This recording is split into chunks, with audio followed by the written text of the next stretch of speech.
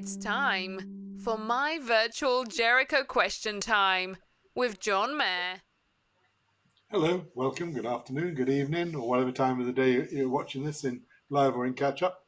I'm John Mair, and as you know, this is the sixth question time that we're having. This promises to be the most lively one of the lot. We've got five guests today, and we've got a wide variety of subjects about which to talk. Let's introduce the guests one by one. John Howson is chairman of the Oxfordshire County Council. He's a Liberal Democrat, but he's here as the chairman of the council. We're going to try and avoid local politics if we can.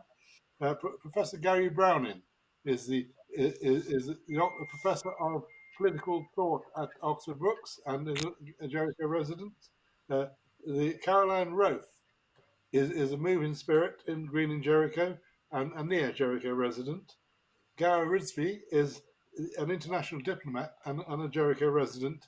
And finally, Mark Beer, OBE, who's one of those rare creatures. He's an Oxford conservative, or as they now label themselves, I see Oxford local conservatives. We'll come back. We'll come back to that one later on. Why they're distancing themselves from the National Party.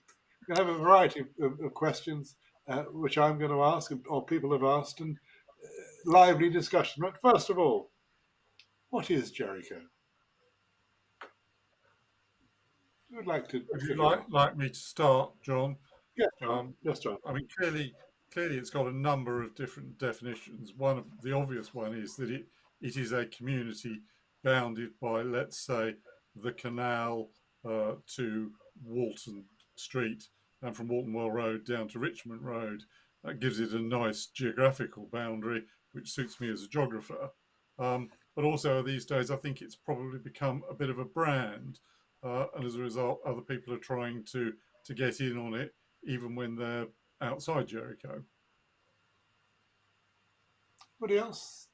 What is Yeah, Jericho? yeah. I'll say something. Yeah, I mean, I think on another show, I said how much I like living in Jericho, and that still applies. But one thing I am conscious of is that Jericho has been changing. I mean, there's the gentrification, and when the restaurants first appeared, some people found that a bit tricky. And yet, I think the restaurants have added and cafes have added to kind of Jericho, and even with the gentrification, it survived something of its character.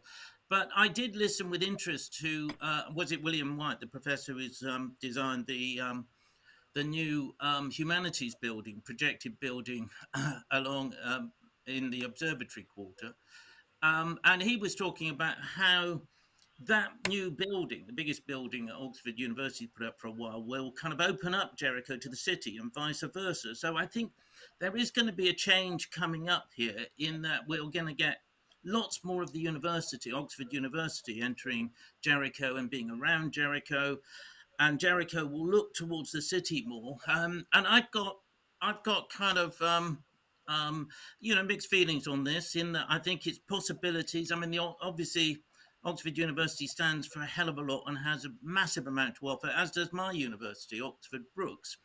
But I think, do we want to be swamped by more and more people?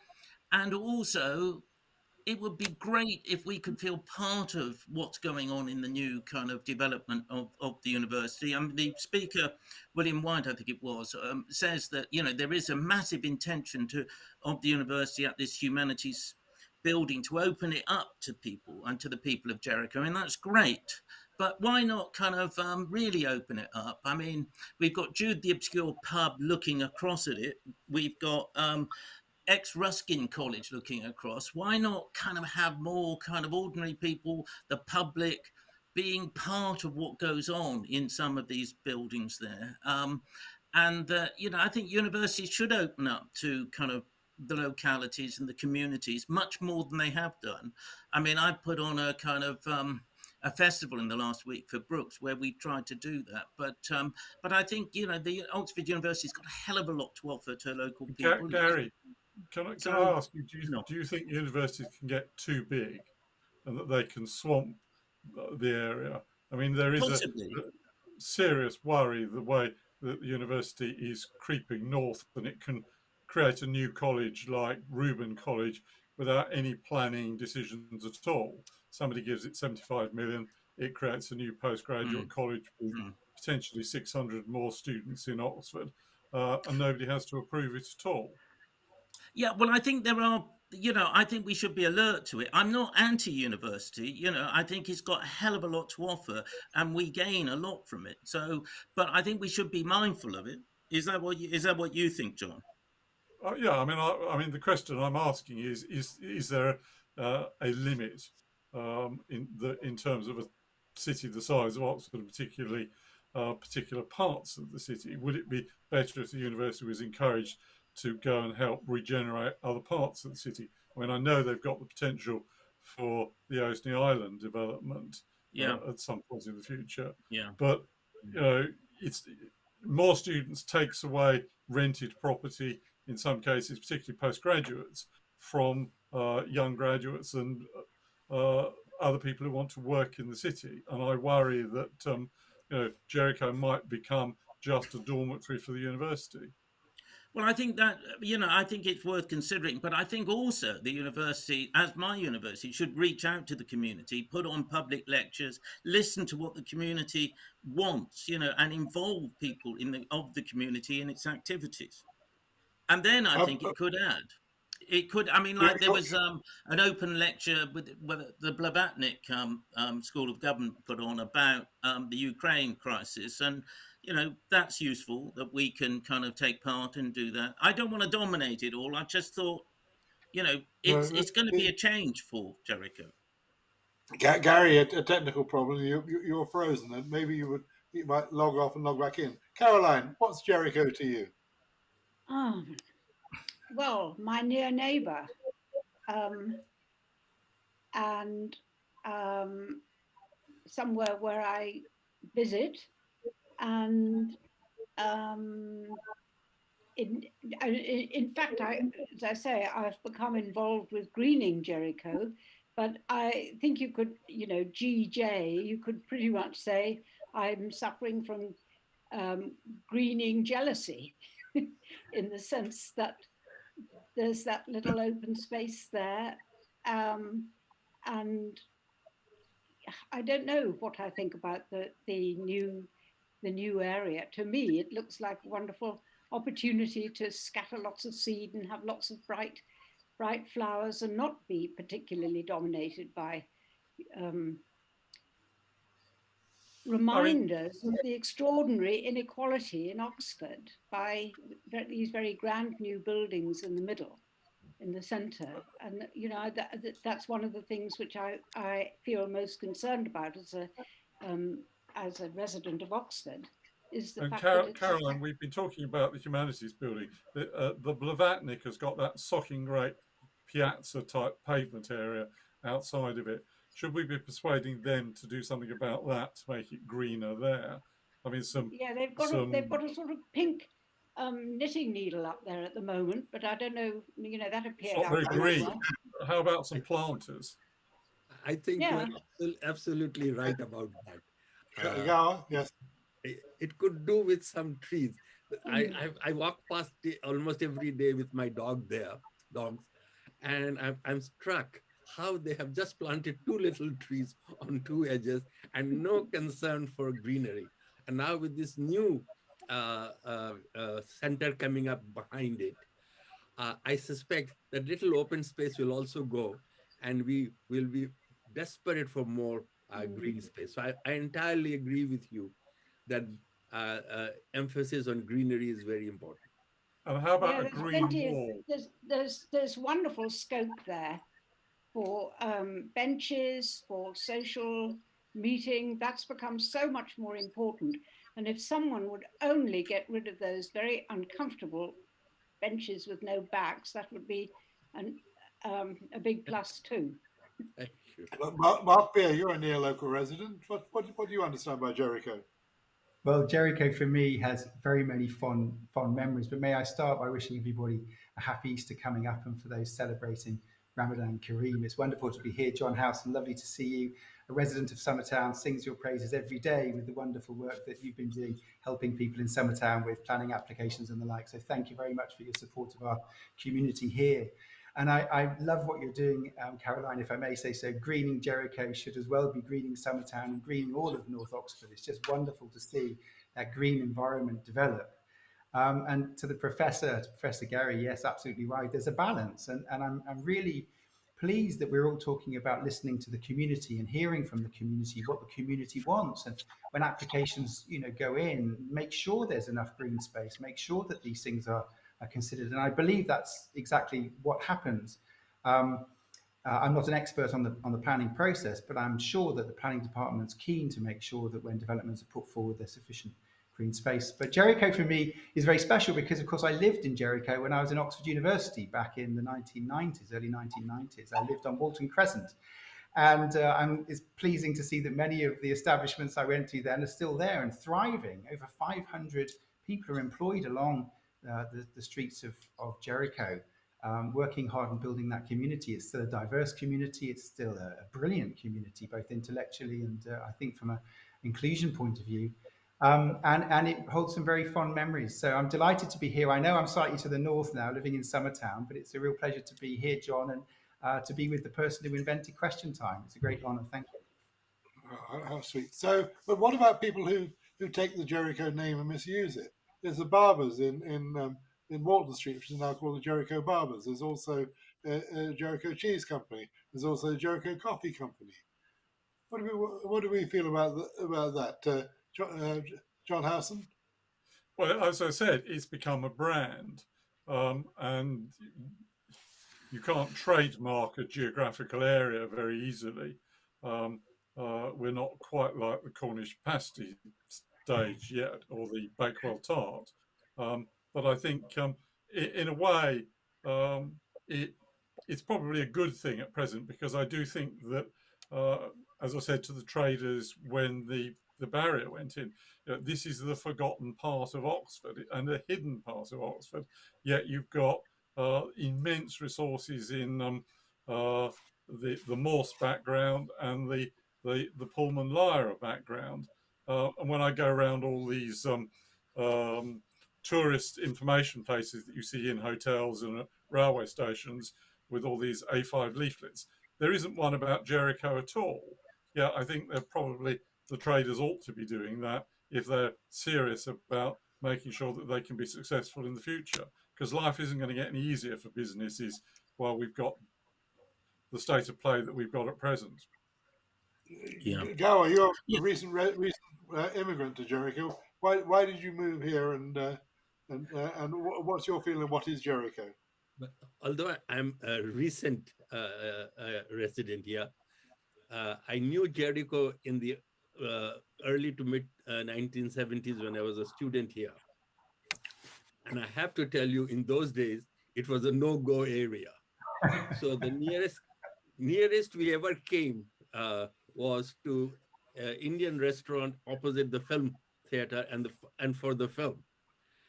And although I stayed on in Oxford and taught, I was a fellow of Nuffield until 1994-95, I don't believe I had ever stepped inside the area of what is now Jericho. However, when we decided to return to Oxford, our daughter by this time was studying in Oxford. She discovered Jericho and introduced this place to us. And I must tell you, we love it.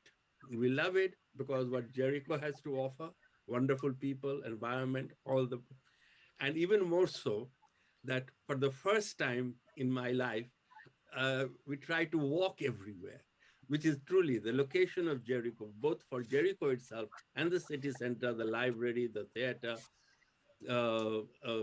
playhouse, a medical center, makes Jericho truly a wonderful place. My only regret, if there is any, is that there aren't enough trees and there aren't enough green spaces. And so when we talk about this new development of boathouse, I'll come in there to talk more about what we may do instead of having that boatyard or whatever it is being planned. I think, John, when you say about Jericho, I like the mix at the moment, and I think we should keep it. And I just and so a barber I think is fine. It's a practical thing, and that it's not just a cafe. And health shops. Why not use the Jericho brand? But I think the building of a new classical concert hall for classical music, fine, but let's not forget the comedy in Jericho and rock groups in the Jericho Tavern. I like that mix, and I'm not quite, and I'd hate to lose that mix if we went upmarket, simply upmarket, because classical music, only about 4 or 5% of the population would go for that, My, including my me. point, my point about the barber was that it's not in Jericho.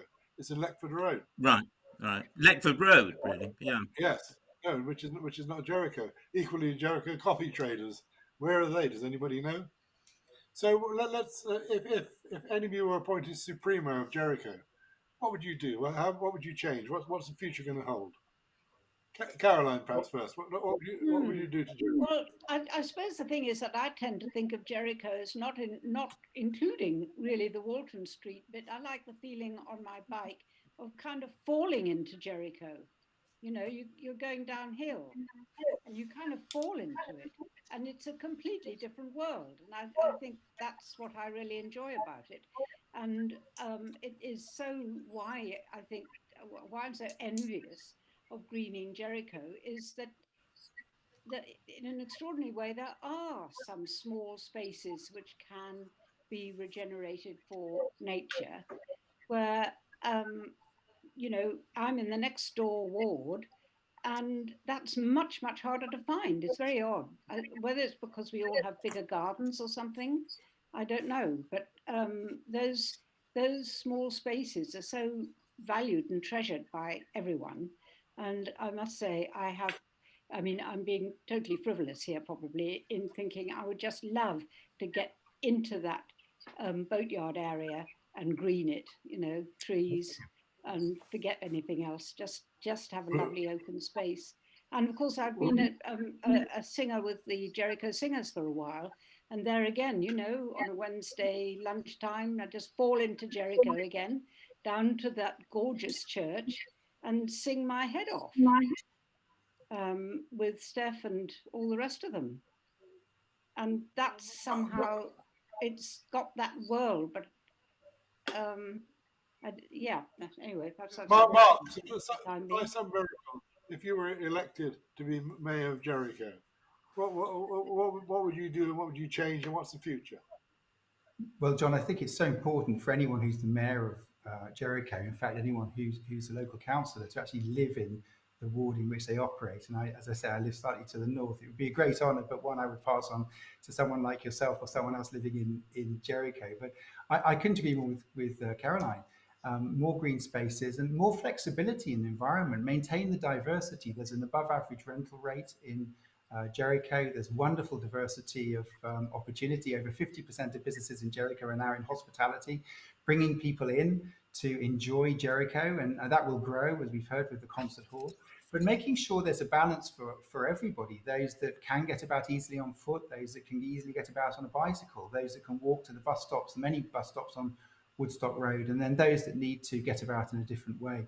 And ensuring we've got that balance and access to local amenities like the train station on tap, just to ensure that Jericho continues to thrive, that the businesses continue to attract people from all over Oxfordshire to enjoy their hospitality, and that people feel that Jericho remains a very thriving, exciting, dynamic, and wonderful place to live.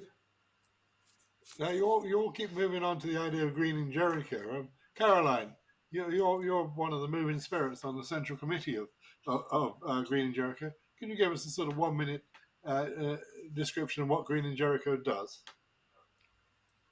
Well, first of all, I don't think there's anything in the way of a committee and I am an outsider and I don't have that any particular role there. I just like, as I say, falling into Jericho with the plants surplus to requirements in my garden. But it has given me some extraordinarily entertaining moments. For example, there's a little patch of very rough ground opposite the health centre, the Jericho Health Centre.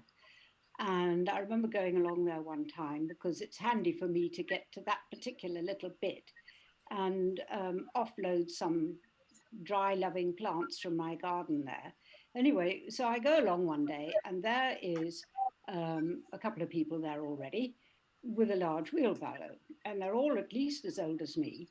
And they are contemplating the fact that the pub down the road has got a large skip outside it full of topsoil. So what to do? Okay, so we decide, the three of us, we'll take it in turns to barrow the stuff back up again.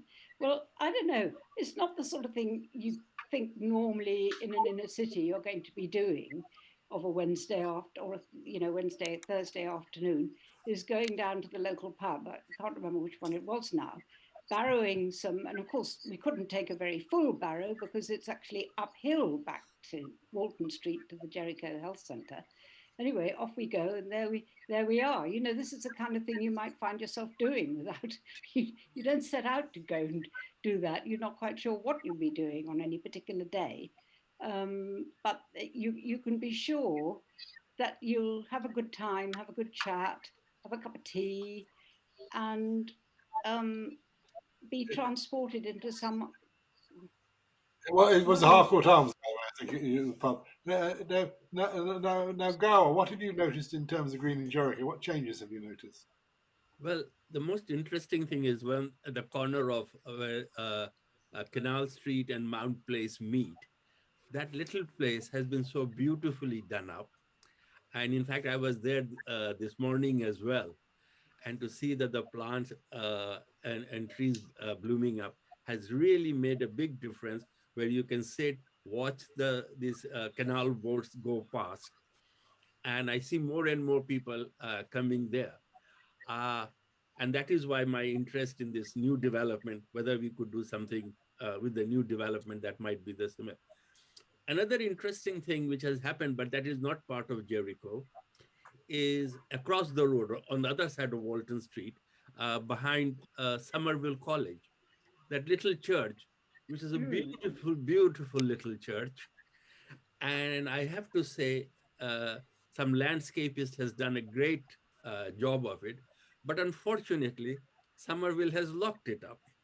And the church has been now named as something, Bedford Hall or something, Somerville College. So we were earlier talking about citizen Oxford local people having access. It seems we are getting more locked doors. And I do sorry. No, I was going to say, I'm so glad you mentioned that little square, because I feel every time I pass it, I feel a complete outrage that it's locked, because it used to have, you know, ordinary people going there and they'd sit down on the pavement. It was an old, bumpy brick pavement, and it had the most fabulous, I've got the photograph still, the most fabulous collection of hollyhocks I've ever seen in my life. Yes. And I remember, my neighbor, Wendy Ball, used to look after that. Yeah. And now we are excluded from it. Yeah. And this is a usual pattern with the I have been a faculty and a fellow of Nuffield College, so I have a great deal of attachment for the university. But I must say, university spends more time keeping people out rather than letting them in. And I know that the guy, William White, I think it was, who's designed this new kind of... he's the academic lead, Gary. He didn't design, he's the academic charge of building it. Sorry, he's the academic in charge of the building, sorry. But he was saying that their aim for that development is to open it up, and that might be some kind of nudge or some kind of inspiration for opening up more of the university. And there we have it. You're saying that, you know, this garden next to Somerville, that would be very useful. Exeter College and kind of Worcester College as well are often closed, you know, and sometimes rightfully, because, you know, students are there and so on, and people live there. But nevertheless, the urge to open up more to the community would be a good one, I think. I hate to impute. Yes, can I just say, on Bedford Hall, which is what you're talking about in Walton Street, right to Jan Royal, the principal of Somerville, who's a wonderful woman, who's a former Labour leader of the Lords, and complained to her. She'll open it up. Can I just slightly move us on? I'm rather disturbed that Worcester College doesn't open its gardens to the public anymore. These are the lungs of Jericho. What do we do about that? I mean, I can see it across my wall here. How do we persuade the provost that that's actually our local park? I think there's a whole thing for the university post the pandemic to look at again, the relationship between private spaces and public spaces. There is a tension in the modern age between those areas that are clearly public spaces and the area around the new humanities building and where the concert hall will be, through to the Maths Institute and the old infirmary, is clearly largely public space. But those areas where people live, there has been an increasing concern about security over the years, and more of them have become more cloistered. And I think we do suffer in Oxford, rather more than Cambridge, of hiding an awful lot of our gems behind very high walls. I remember when the Side Business School was built, living in the area behind it and telling the architect that what he was doing was building something rather like the mill owner of the 19th century, Northern England, building a blank wall looking down on the terraced houses of the workers. And this was really not what you wanted to do in the 21st century. And I think there is an obligation to have a debate about the relationship between the assets and their communities. And I would certainly welcome the colleges and their bursaries going back to thinking about how communities can be allowed into those spaces again. Well, Worcester's always been open. Worcester is the lungs of Jericho. The kids used to play football there in the old days. You know, how do we persuade the province of Worcester to say this is not your private land? This belongs to all of us. This is the lungs of Jericho. Gary, any ideas? Well, I think as John was saying then, I think the urge of the new development, the observatory development, is to open up to the public. I guess we could write to the Worcester College provost and say that. And also, if Somerville opens up again, as you're saying, that might be likely, that opens up that space, maybe we could add that to it. And maybe we could say that this program has kind of, this kind of debate is I've written 3 times to the provost of Worcester. He's never replied. Right. His head gardener is in my street. I mean, I think it's a scandal that it's closed. And somebody ought to I agree. Yeah. Gowher, any ideas how we open up? I was saying that I'm a bit skeptical about the assurances we got from the academic in charge about opening up the concert hall and so forth. And when I was listening to that program of yours, John, I felt that was more a ploy to get the city council's permission than to actually open it. Every college, every institution, whether it is in Oxford or anywhere else, we are all using security as a pretext for clustering ourselves, locking ourselves up. Yeah. And to that has now been added the pandemic and health thing. So I fear we have an uphill task. And if we really want to make Oxford open and appealing, we'll have to form some sort of a group to work on it. So, Mark Beer, any ideas how we nudge the provost of Worcester into opening up his what is a public asset? Well, John, I don't wish to offer counsel, but I would go to a highly regarded former Oxford professor, an international diplomat, and see if those diplomacy skills might work wonders on the warden. I have every suspicion that they would. Gowher. So we send Gowher in as a human shield, do we, to take on Mr. Isaac? Is that right? But John, could you explain why do you call that Worcester land public property, or whatever the word you were using? It's always been open every afternoon since I've lived here. It's been open, and you can go there and walk around. It's beautiful. The Simon up the road does it. Beautiful, beautiful gardens, And then because of COVID, it's been closed. I think John, there is another issue here, which is that as Oxford becomes more and more of a tourist attraction. You get more and more visitors. The colleges were, I think, finding that very large numbers of tour groups were coming in and wandering around and disturbing what is, after all, where people live and where they study. I think there is a question mark as to how you manage it so that resident. I mean, you could say that the college could issue residents with a card which they could show at the lodge, which would allow them in. But there is a security issue. There is a fact that lots of people are making lots of money out of tourists in Oxford, and I guess the colleges either want a share of that or don't want to be totally overrun by all these walking tours turning up and wandering around. Worcester was one of the open all the time. Yes. I was only going to add on and amplify what John just said. There's some beautiful walking hills to the east of Oxford, the name of which escapes me at the moment. They belong to the university, very large conservation area. Whitehall. And what? Thank you. Yeah, and to walk in those hills, you pre-apply to the university and get a card, or at least that's the theory. And it takes them a little while to send it, I suspect, to avoid people applying, and hoping the next day to visit if they're tourists. And so therefore, to build on what John's saying, frankly, if there was a scheme available where people, residents of Jericho or perhaps beyond, could write to Worcester and explain why they would like access and could be given some form of card, wouldn't that perhaps alleviate the tourism pressure? As you say, the people turning up on the door with 50 people. Forget the bureaucracy. Just open the gates, which is what they used to do. Just open the bloody gates. You go through the porter's lodge, so you're not going to carry a gun in. Open the gates, and we would take guests there all the time. Now it's a forbidden territory. Caroline, how would you persuade Worcester to reopen? I was just thinking of a similar situation where my son lives in America, where there's a local urban area in Washington, and there's a great big house with a garden, and local residents are able to go in there whenever they like.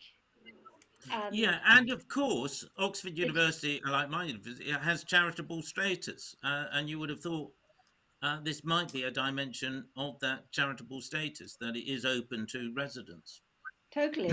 I think that, all these open spaces have these sorts of problems, but they all stem from Oxford's inequality. When I remember, it must be a good 15 years ago when those hollyhocks were looking so fabulous in Somerville, backing onto Walton Street there. It's a tiny space, by the way, but I wouldn't mind betting that the real concern then, and maybe still, was rough sleepers. Well, right to Jan, she let you in there. Let's move on, if we can, to another piece of mud in Jericho. Let's look at the Humanities Building. You all keep mentioning it. Let's look at what it is today. If we could see the picture of the centre of the observatory quarter. There we are. Mud, glorious mud, with all the various new buildings around it. Now that's going to be transformed into this, hopefully. Here we are, the Schwartzman building, £175 million later, and with its fancy concert hall, and with the concert hall for 500 people, and that will be open in less than 3 years' time. Some of you obviously heard Professor William White last week talking about it. So this is going to transform the centre of Jericho, good or bad. Well, I said that I had kind of I'm ambivalent about this, and I think it is a massive prospect. It's kind of going to add kind of cultural amenities. Professor White was saying it's going to be open to the public and kind of involve the public. There'll be a cafe and so on. All of that is good, and a concert hall, but I'd like to see it really open to the public, so that I know, for instance, there are lots of artistic people in the community who'd like to put on events. They should be invited, I think, to put forward their ideas of how they might use some of these facilities. So, and we should ensure that it's as green as possible. And I have a slight concern that there might be more and more people, because it is a massive undertaking, and there will be lots of staff and students drawn into the area, and that's in many ways great, and it would be great for local traders, but it could kind of be a hell of a lot. It could change the character, and there could be, there could be some cars. They think there won't be any cars coming, but there could be some cars coming, which might add to the mix. So I think there are issues there as well as very positive things. I think John Howson, parking. we've been campaigning in Oxford for many, many years, pretty well since I came here in '79, for a modern, large auditorium and performance space on the grounds that the Sheldonian is a wonderful building, but frankly, it's very uncomfortable, and we needed something 21st century or 20th century first. So I think from that point of view, I have to applaud it. I'm not terribly keen on the exterior architecture, which seems to me to be frankly boring. I think that they could have come up with something a bit more 21st century that will live, and certainly something that's a bit greener. Frankly, it's just another pastiche stone building with a few columns on the outside, which I don't think, frankly, does very much for me. But I think I like the idea of a space. But it is, the question is going to be, to what extent is Walton Street the dividing line, and how far will people who go there be attracted across to keep, for instance, the fact that you've got 3 pubs in Jericho still, in the Rickety Press, the Old Bookbinders Arms, and the Harcourt Arms, going as places where people go for pre-concert drinks or even pre-concert meals, which I think might be helpful for the residents if that keeps those sort of things going. But it is going to attract an awful lot more people. And if you've got regularly 600 people a night, 3 or 4 times a week, and I take what Gary's saying about the need to recognise up and coming talent, is it going to be able to do something like the O2 on the Cowley Road, which recognises that we need to cherish new talent across the artistic divide, and not just 19th century Western music, but also modern 21st century music, and all the other arts as well. Gowher, do you see this as a positive thing? What were you worried about cars going up and down your road looking for somewhere to park? Like everyone, I'm also a bit divided in my mind. Any music is always welcome. So the idea that next door we will have a concert hall where we can go and hear good music, really, when I heard of that idea, I was thrilled.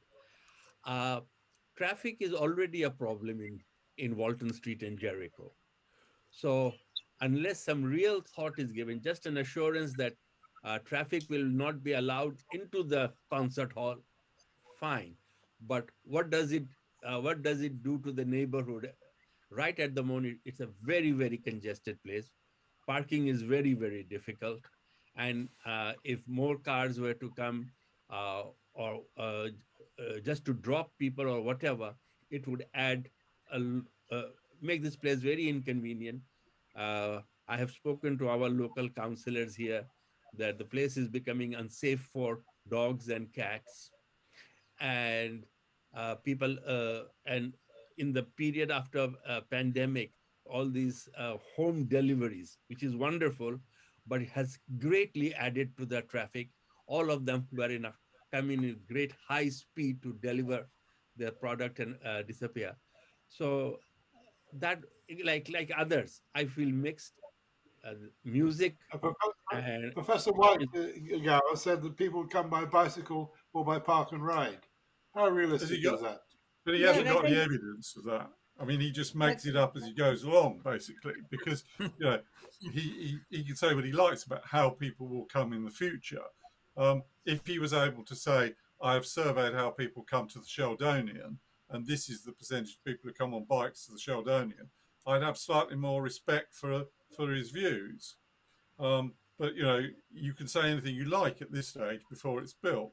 I do worry that double yellow lines are not always enforceable in the evenings, and people may well think that they'll chance their luck on both double yellow lines and residence parking areas, because the bus service is not terribly good in the future because we no longer subsidise buses and they've got to make a profit, and they won't run in the evenings because there aren't enough people using them. Caroline, are you looking forward to the new concert hall? And I was really going to say that with all these sorts of notion, and one can look backwards in history at Jericho and the huge number of pubs there were in the 19th century, and you look forward only 2 years and we're facing a climate emergency and all the traffic and everything else. All these buildings seem to be forgetting this important fact. I think it's time we woke up, really. And here's an idea, folks. What about the building that's just beyond the health centre? The awful building. Why don't they knock that down and turn that into a car park? No. I was hoping that they might put a green wall on it before they knocked it down in the near future, so they could at least make that building a statement about greening. I'm not sure I want a multi-storey car park. After all, if you go back to Sharp's planning Oxford, that was what he was going to do for the whole of Jericho. He was going to knock it all down and turn it into a multi-storey car park.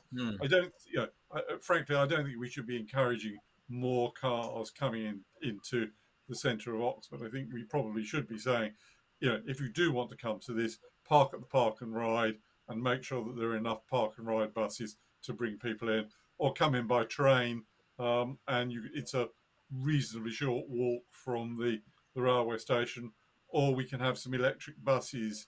I was really interested that the Society of Antiquaries, which owns Kelmscott House, which is the William Morris property at Lechlade, as part of the planning for reorganisation, the car parking for that is about half a mile away next to the village church. And part of the planning conditions were that they had an electric bus taking people who didn't want to walk from the car parking to Kelmscott Manor.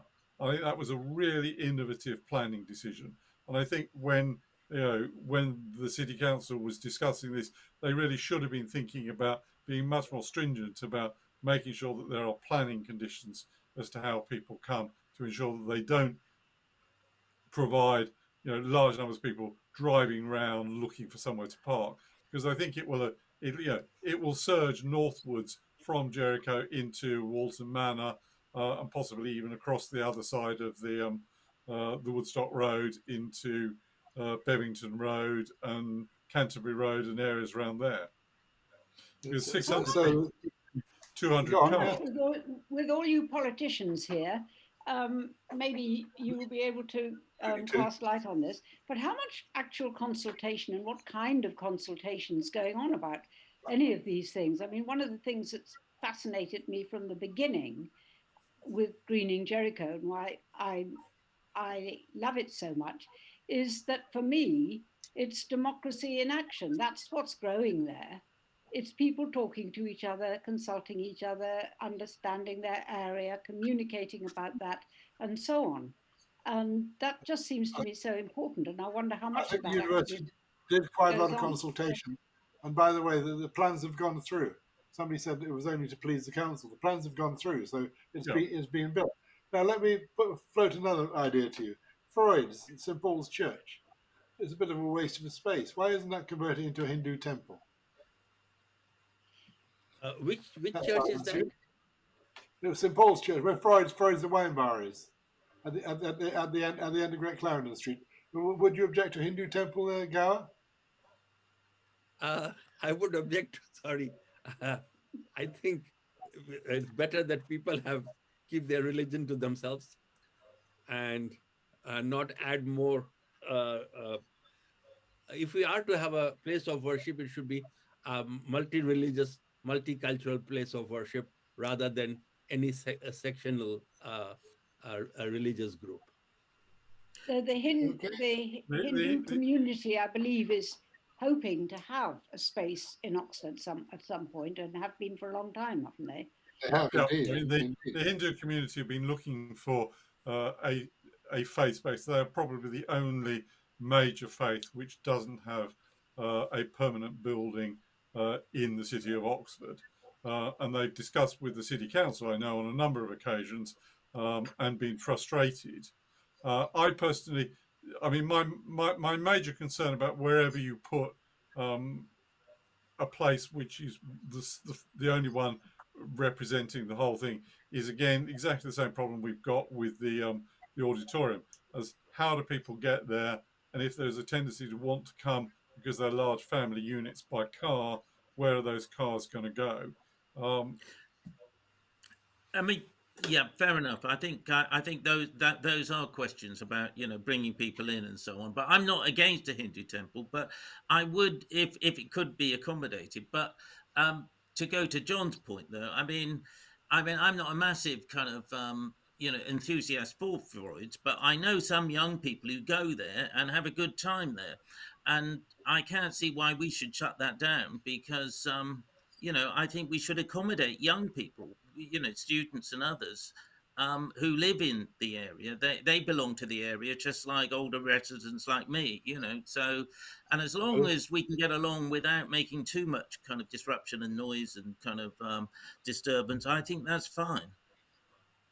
Any other views on the New Humanities building before we move on to the boatyard? Well, I think Thinking if I may, about St. I mean, Paul's, it seemed to me a great shame that Blavatnik actually has pressed up so close to it. St. Paul's is a beautiful building, and I'm very happy, with whatever use it is now or could be in the future. But I think for the sake of the building, I hope to goodness that the new concert hall will give it breathing space. Because Blavatnik hasn't. I think the temporary building, which is now houses the psychology institute department, that's a temporary building occupying a large space. When that goes, what happens? It goes. I think. I don't think there's any plans. No, if you listen to the plan, will we be able to keep it as green? No, I don't know. Well, let's move on to another collection of mud in Jericho. Perhaps we can see the mud beside the canal. That's called the boatyard. I don't know, Phil. Here we are. Let's have a look at this. This is the boatyard as is. If we could animate it, we'll see what happens. Mud, glorious mud. There it is. That's what it looks like now. That's the remnants of the boatyard. This is what it might have looked like until 2 weeks ago. If we see, these are the plans put forward by Cornerstone to build some posh houses, build a boatyard community centre, and so on. That was turned down. What views on that? What do we do with a problem like the boatyard? Gary, what would you do? Well, it's obviously kind of a mess. I mean, we're left with mud now, aren't we? And I think the objections to what Cornerstone were proposing, I think from memory, a focus of that objection was the lack of social housing. There was some discussion and the kind of excess profits that might be kind of generated, how they'd be calculated and how they'd be used. But there was a concern about the lack of provision of social housing. And I must admit, I was concerned about that and said it on one of your programs. And there was also a concern about the size of the piazza and so on. I was less concerned about that. I mean, I was torn because I thought there is a great need to kind of do something about that area. And there's loss involved, but I was concerned about the social housing, and I think I'd be interested to see what the council and I guess the Wharf Trust have got in mind. I think at the very least there should be a greening of the area, and I am massively impressed with the greening that's gone on at Mount Place, and I think the people who've been massively, and I'm massively grateful to those who've greened it.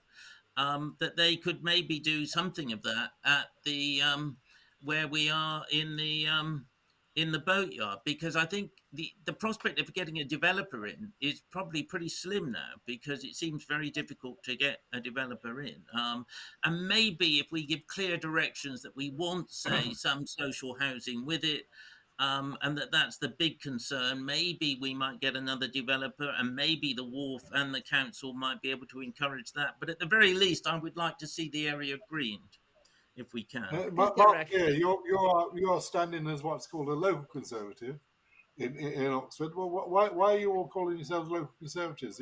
Are you ashamed of the party, or? Isn't it more reasonable to assume that it's important to have local candidates? John, as I say, in Summertown, our current candidate doesn't live in Summertown.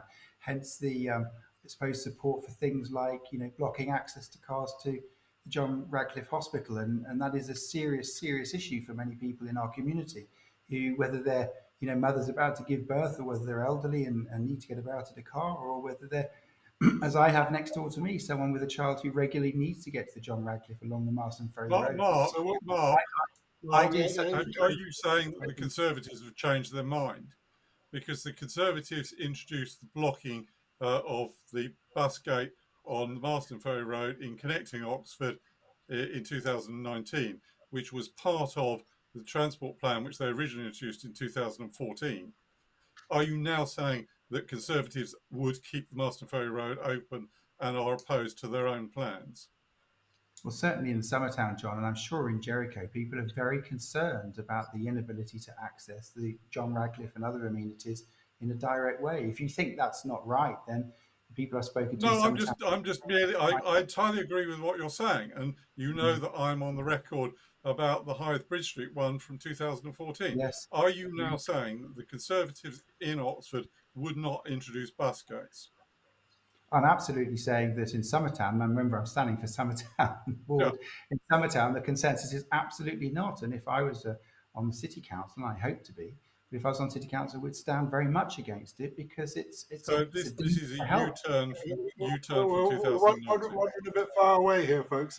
What about the boatyard, Mark? What would you do there? Yes, and that's sort of the same point, which is, I didn't understand, John. On the one hand, it was turned down by the John Mair. You said, I thought it was said it was turned down because there wasn't sufficient social housing. On the other hand, there was too much profit, and how was that going to be distributed? And I would have thought if there's going to be too much profit, couldn't some of that profit be used for social housing? I didn't understand the disconnect.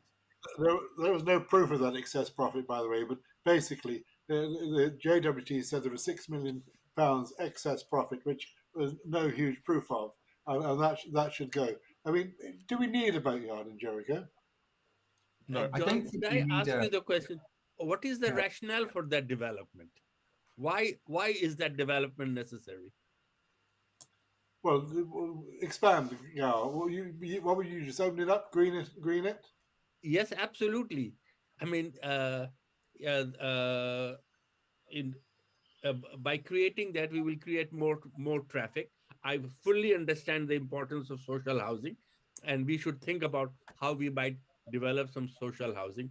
But to bring a developer whose only purpose for coming there is to make profit, and which is perfectly reasonable, but I don't understand the rationale when we can, without investing too much money, develop into a nice green park where families can sit by the canal, children can play, and all the nice things that happens with a green area would happen. Well, the boaters say they need a new boatyard. The community centre say they need a new community centre.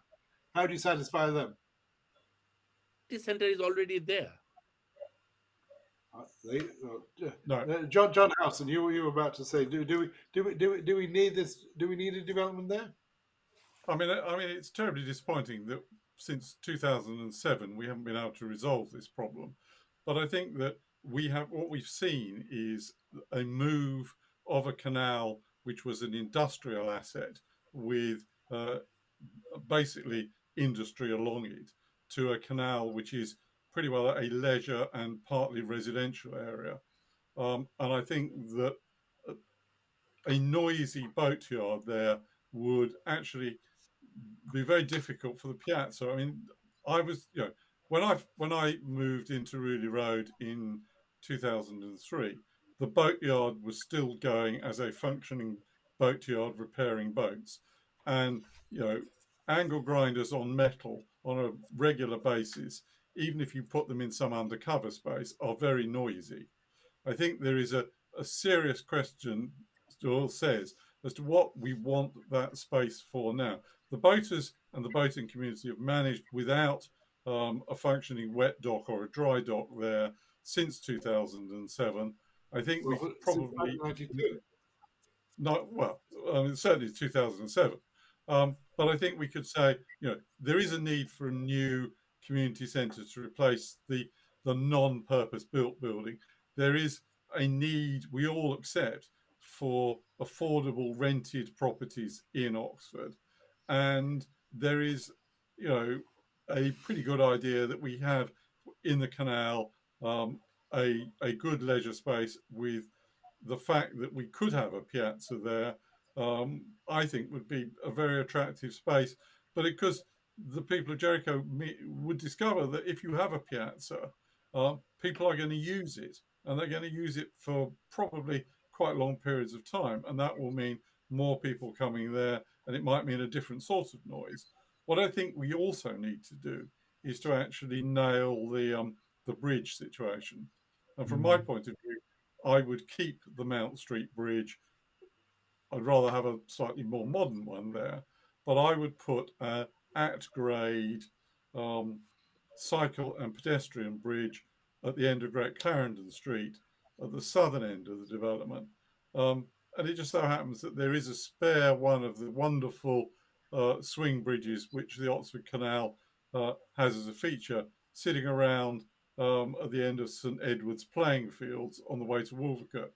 It would be nice to see that one brought down and put as a modern version with electric raising and lowering gear there, so you can have a completely level cycle track from Great Clarendon Street across the canal into the Ruley Road development and then onto the station.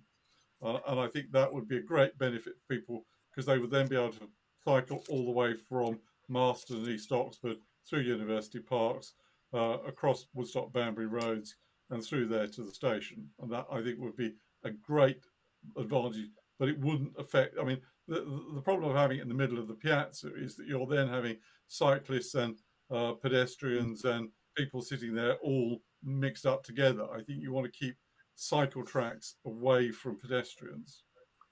And if I may John, ask, I'm sorry or Christian, your mercy. Yes, Mark.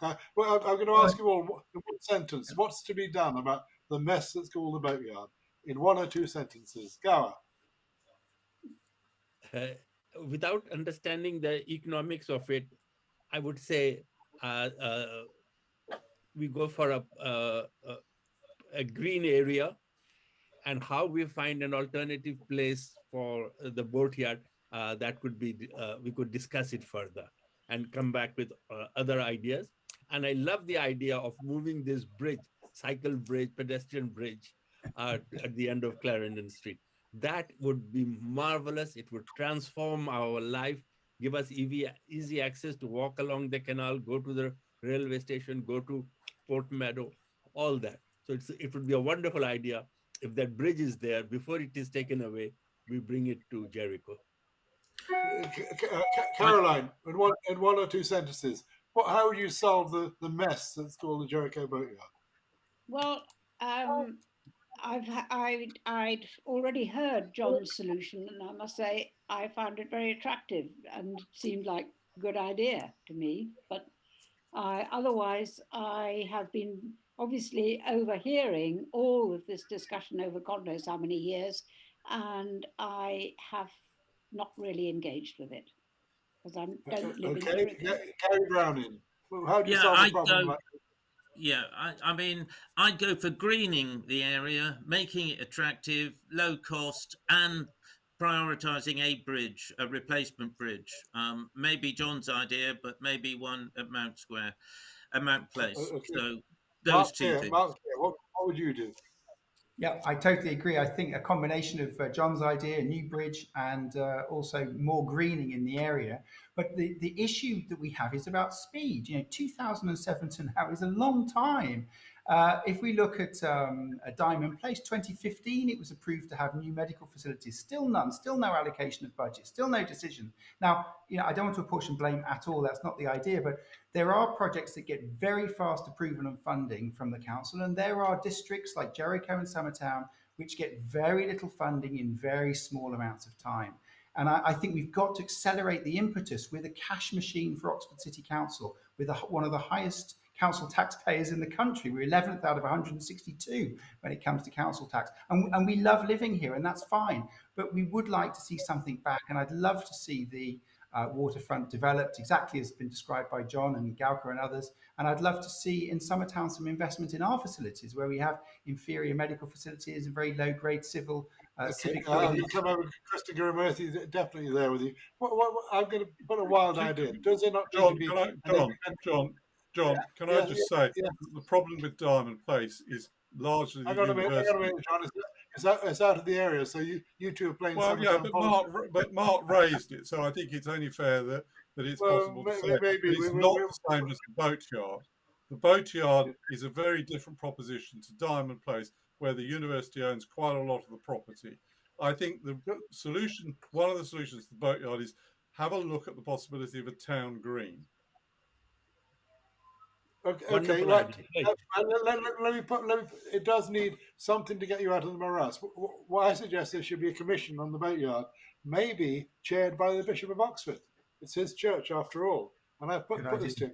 So, let's move on to the very last thing. One word answer, and it's not Jericho. Should Boris resign? Yes or no? Gowher.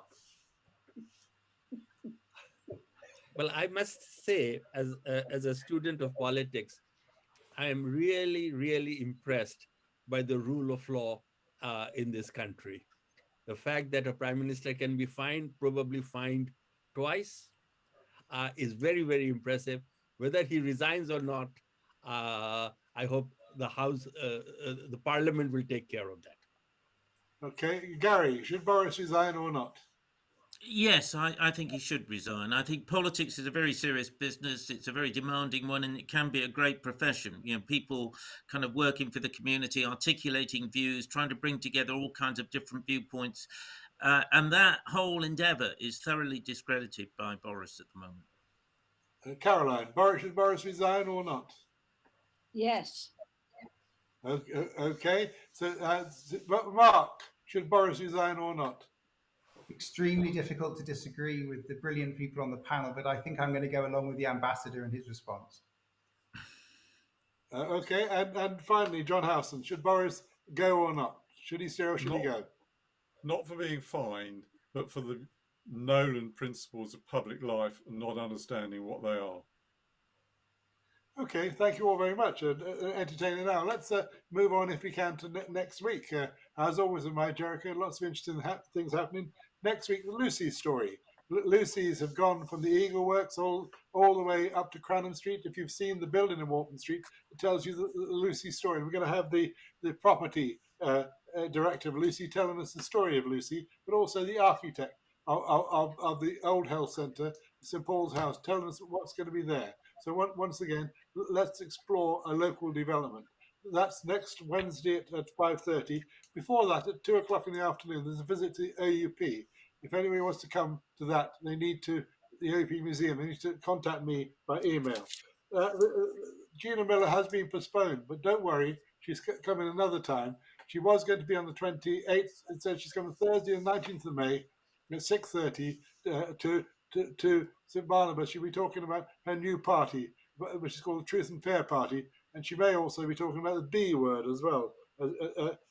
On the 24th of April in Mount Place, there's the first of the Lazy Sundays. There'll be 3, 4, 5, 6 of these this summer. Mount Place is just by just by the canal. There's going to be music. There's going to be beer. There's going to be German sausages. And for the very first time, you'll be able to go and see the College Cruisers boatyard, the boatyard in Jericho. It'll be open to you. So books, arts, poetry, everything. Come along, tell your friends, anytime between 12 and 5 on that day. And then even more, John Simpson, if he's back from Lviv, which he will be, on Thursday, the 5th of May, at 6:30, we'll be talking about the world today being a very, very dangerous place. And finally, Michael Crick, the great Michael Crick of Channel 4 News and the BBC, talking about Nigel Farage, the history man. He's written a very, very good and very thick book about Farage. Please come along and listen to him. In all of these, you pay £5 to the church to pay towards the clock and other things. They're all open to anybody. You just have to go and register on a thing called universe.com. And these things all cost money. So if you've got any spare cash down the back of your sofa, please find it put here to Lloyds Bank, sort code 139626. The account number is 48518460. The account name is Jericho Good Works. It's Lloyds Bank, 139626, 48518460, Jericho Good Works. But meanwhile, thank you for watching and see you next week. Goodbye. Yoo-hoo!